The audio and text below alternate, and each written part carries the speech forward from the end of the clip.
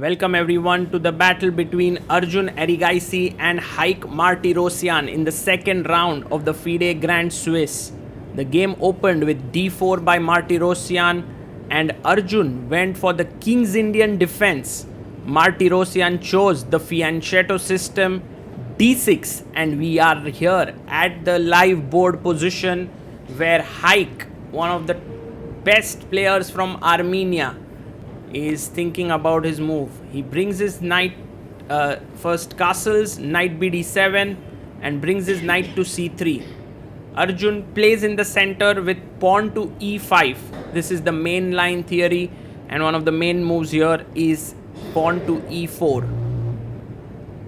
Martirosyan thinks about his move here and goes pawn to h3, which is also a very logical move because you want to play e4 and then put your bishop on e3, not really falling for knight g4 stuff.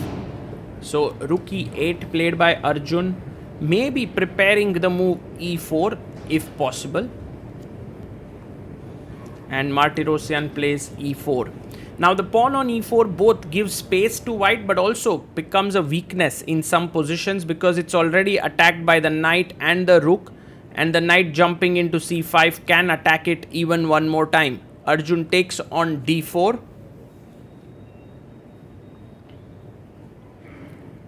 And now knight takes d4 is the natural move. So he takes here, knight takes d4. And Arjun goes knight to c5. Now three attackers here. So you need to defend it. Rook e1 seems like the natural move. He does play it. Rook comes to e1. Black has many ways to play, but Arjun goes for h6 move. This is more like a waiting move, a useful waiting move. And Haik plays knight to b3, and Haik would be very happy if Arjun takes here because that just makes his position more solid and consolidates his space advantage. So Arjun keeps the piece on the board. He goes knight e6 here. And Haik plays pawn to f4. He is ready for a fight. He pushes his pawn. He wants to maybe prepare e5 or f5 at the right time. a5 by Arjun. He's planning to kick off the knight, and you know, if you get a4, a3, the bishop on g7 would be extremely happy. So Haik stops the pawn in its tracks. He says that yes, I've weakened the b4 square to some extent. Also the c5 square is now a good strong outpost, but I don't want your a pawn to be moving. Arjun says, okay, you stop one of my rook pawns, I'll go ahead with the other. Now I'm threatening maybe h4 to sort of soften up your king side. Bishop comes to e3. And for Arjun, maybe a good decision is knight d7, but he just keeps hacking. He goes h4. And Arjun playing super quick. He's at 1 hour 41 minutes. Man, how does Arjun even play this? And his position looks kind of inferior here. I mean, Haik has a clear advantage. g4 played, and now Arjun starts to think, what should he do here? He goes g5, a positional pawn sacrifice by Arjun Erigaisi. He's like, Haik, take this pawn and I am fighting for the e5 square. He takes the pawn. And look at Nepo there. He's also a bit confused with what Arjun's doing here. And Arjun comes knight to d7 and he wants to get his knight to the e5 square. That's his plan. Knight comes back to d4, and while Arjun is trying to play on the dark squares, white is planning to hit it on the light squares with knight f5. So the knight jumps into e5, a very powerful knight in the center, attacking the pawn on c4. But is that even important there? He just jumps in knight f5. There's now no time to save all these pawns. You're going at the king. If knight takes c4, you have bishop f2. He takes it. He takes the pawn, but bishop f2 attacking the h4 pawn here makes a lot of sense. He goes bishop c1.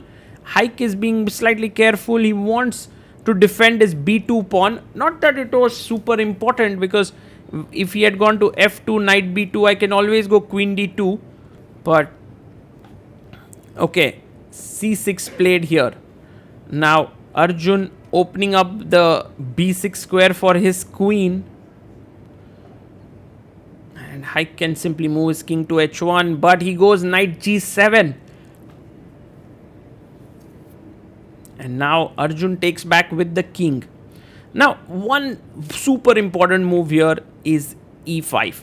Because if black gets his knight back on e5, he would be very fine, very happy. But look at this move. Martirosyan finds it. It's a beautiful move, freeing up the e4 square for the knight, bishop and rook.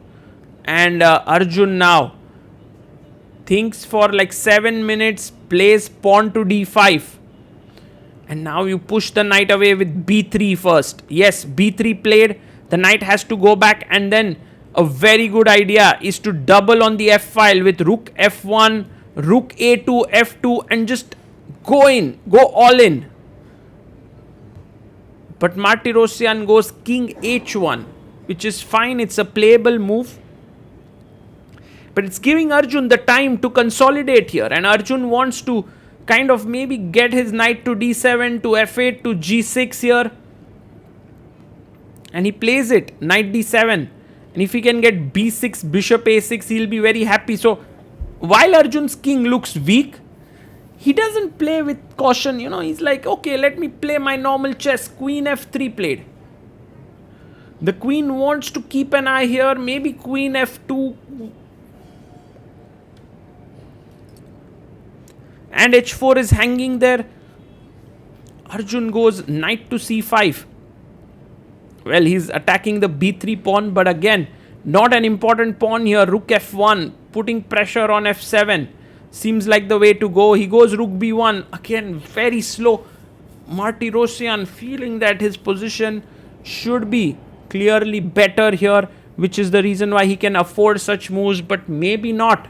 Maybe not. And Arjun now plays pawn to b6. He's opening up his bishop's path to a6 to look at the d3 square. Pawn to b4 played. And Arjun takes. Also look at the times on the clock. Arjun has 43 minutes while Haik has 16. So even though Arjun is was worse for some time, now no longer, he still played very quickly. Now bishop a6 with the idea of knight d3 fork.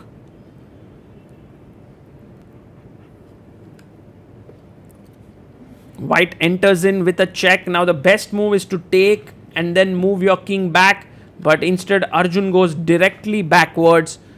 And now Haik, who has 14 minutes, has to find this very, very tough move. Queen h6, and he does it. Queen comes to h6 with the threats of g6 in the position. Arjun, not even caring one bit, goes and forks here. Well, the best move is rook d4, and the point is if you take on e1, I have knight e4, keeping this pawn pinned and jumping into f6. It's such an insane move. But now g6 played here by Martirosyan. And he's threatening a mate with queen h7 and queen takes f7. So there's no time to pick up either of the rooks. Arjun takes the pawn. F takes g6. His king is in big trouble here. And he plays rook to f1. And the point here, of course, is that if you play knight takes b4, then there is queen g6 here and take knight g7, and there is rook to f7 with game over. So that's the reason why you cannot even pick the rook for now. But a great move is rook a7 to defend. Instead he takes on e5, defending the pawn on g6 and also the f7 square, which is also fine. And now Martirosyan needs to maybe be careful, like rook e1. Feels like the right way to play. He has 9 minutes. He goes rook d1 and he's preparing knight e4, but this time it's not as powerful. Rook a7 is a beautiful move there. And Arjun, yes, he finds it. Rook a7. Guys, this game that Arjun is playing is just absolutely insane. He's able to play like seriously incredible chess. Knight takes d5. Martirosyan is like, Arjun, not only you can play like fun chess, even I'm capable of doing that. Rook d5, and now queen f6 is the best move, but bishop b2 pinning here is worrisome, so he goes queen b8, and now bishop b2 is the right move. Martirosyan plays it. If the knight moves, queen takes g6 is a problem. So the only perhaps defensive move, okay, there is knight f8, but he goes rook h7 and attacks the queen. The bishop takes on e5. He's giving up because if he had moved back with the queen, the knight could have moved. So now takes, bishop b8, rook takes b8, and if you notice the position here, black is a piece down at this point, a full piece down. But on the flip side, all of white's pieces are amazing. Black is a piece up, white is a piece down. b6, he goes g5 first. Maybe not needed. Yeah, he could have taken on b6 directly, but g5. Rook comes to h5, attacking the pawn on g5. And Arjun now can win a pawn on g5, but first Haik takes on g6. Rook takes on g6. King at 7.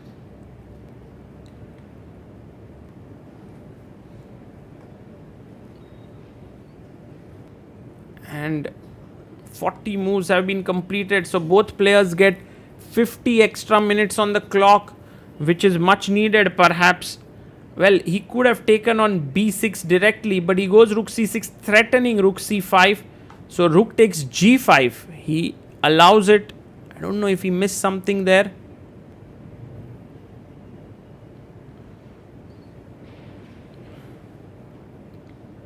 And now rook takes, oh, he goes after that pawn.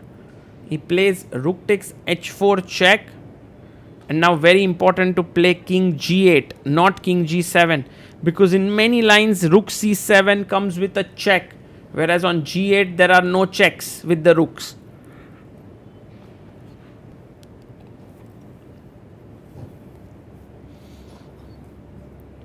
And he plays king g8. And the thing is, Haik wants to come back here to b4 and attack this pawn. And he's saying to Arjun that I'll finish the last pawn in the position. If you go knight d7, I have rook c7.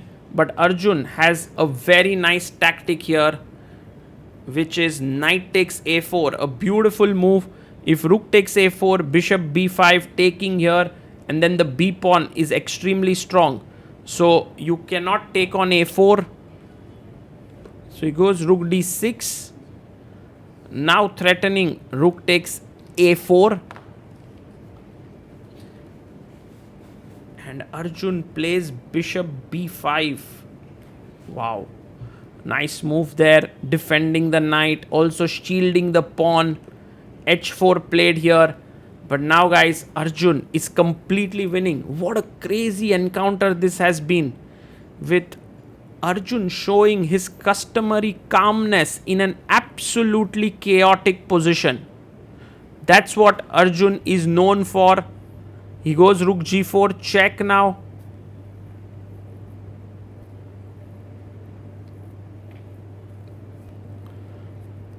And Arjun plays his king to f7.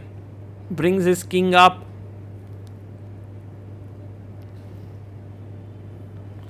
The rook moves to h6. And he brings his rook to g8. If you trade more pieces, it's better for black because black has a very, very strong pawn on b6. So check on h7.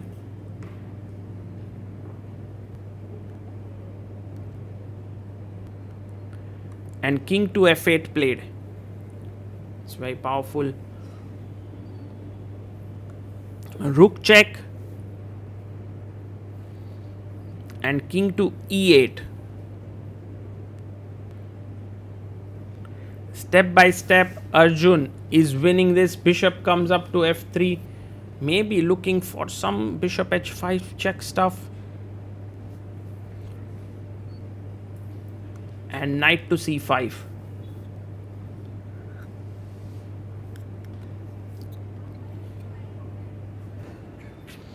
He goes rook to b4. Played here.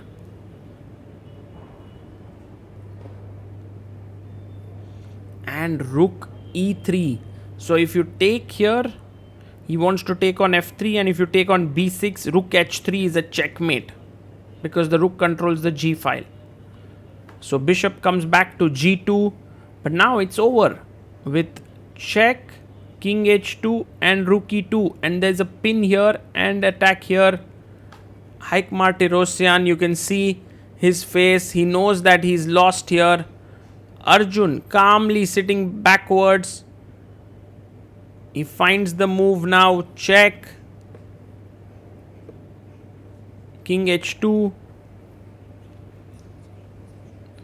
And rook comes to e2. And this is over, guys. The rook will take here. And then knight d3, knight f2 is a mate. And he resigns. Arjun Erigaisi plays a brilliant game.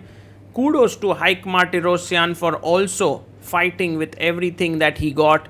He was brave, he was bold, he was sacrificing material wherever needed.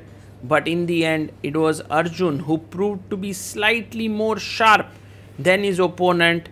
And well, that's the first win for Arjun at Grand Swiss 2025. Moving on to 1.5 out of 2. And it'll be interesting to see more such crazy encounters of Arjun Erigaisi.